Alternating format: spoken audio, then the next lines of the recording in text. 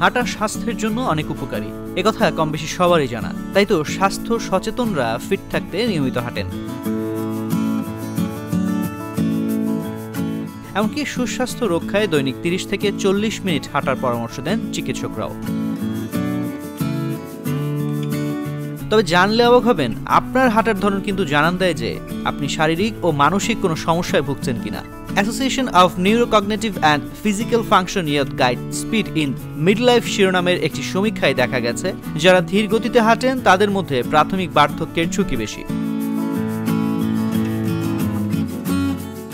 ধীরে ধীরে হাঁটা গবেষকরা স্থানীয় সমস্যা, পেশিশক্তি কমে যাওয়া এবং শারীরিক অবনতির কারণ হতে পারে। অন্যদিকে যারা দ্রুত হাঁটেন তাদের কার্ডিওভাস্কুলার স্বাস্থ্য ভালো থাকে ও হৃদরোগের ঝুঁকি কমে। দ্রুত হাঁটলে ফুসফুসের কার্যকারিতাও বাড়ে। আপনার মানসিক অবস্থা সম্পর্কেও জানান দেয় হাঁটার ধরন। 2014 সালের এক সমীক্ষা জানাচ্ছে, যারা সঠিক ভঙ্গিতে হাঁটেন তারা মানসিকভাবে সুখী হন। যদিও হাঁটার অভ্যাস মানসিক ক্লান্তি ও চাপ দ্বারা মাঝে মধ্যে প্রভাবিত হতে পারে। মানসিক চাপের কারণে পা টেনে হাঁটা, অসম প্যাটার্ন বা অস্বাভাবিক পদক্ষেপে হাঁটাচলা করেন অনেকেই। এসব লক্ষণই জানান দেবে আপনি মানসিক চাপে ভুগছেন কিনা। ফ্রন্টিয়ার্স ইন পাবলিক হেলথে প্রকাশিত গবেষণায় দেখা গেছে, জোরে হাঁটা একজনের জীবনকে দীর্ঘায়িত করতে পারে। এর ফলে হার্ট সুস্থ থাকে, পেশি শক্তি বাড়ে ও মানসিক স্বাস্থ্যও ভালো থাকে।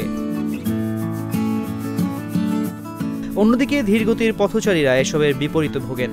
বয়স বাড়ার সঙ্গে সঙ্গে আরও ধীরে ধীরে হাঁটা আপনার স্বাস্থ্য সমস্যার ঝুঁকি বাড়ায়, যেমন জ্ঞানীয় পতন ঘটে। তাই ভালো স্বাস্থ্যের জন্য হাঁটার গতি বাড়ানো জরুরি।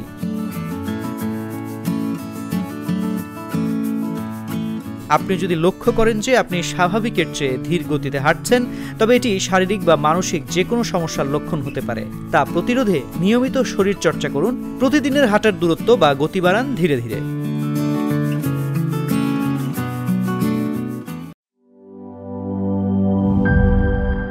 পুচকি মশা কামড়ায় করবো আমার চারটি বারটি গোল। মশা মার।